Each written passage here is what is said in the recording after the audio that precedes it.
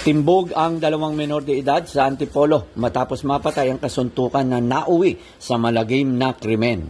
Ayon sa investigasyon na noong September 7, 2024, bandang alas 6:45 ng hapon, ang suspect na si alias CJ, 16 years old na taong gulang kasamang mga saksi ay naglalakad sa kahabaan ng NHA Avenue malapit sa Chokes to Go restaurant.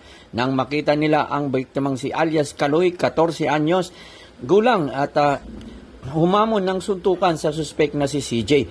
Dahil sa pagpupursige ng biktima, nagsuntukan sila ni CJ, ngunit kalaunan ay inawat ng mga concerned citizen.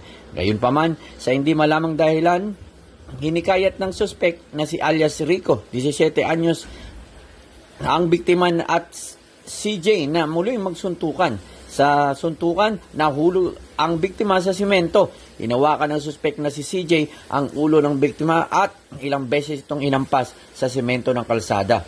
Dahilan upang mawalan ng malay ang biktima.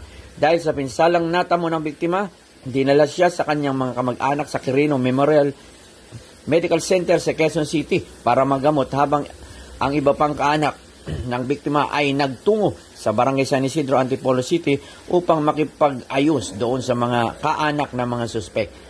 Gayunpaman, noong Setyembre 8, bandang alas 8 ng umaga, ay pumanaw ang biktima habang binibigyan ng atensyong medikal sa nasabing ospital.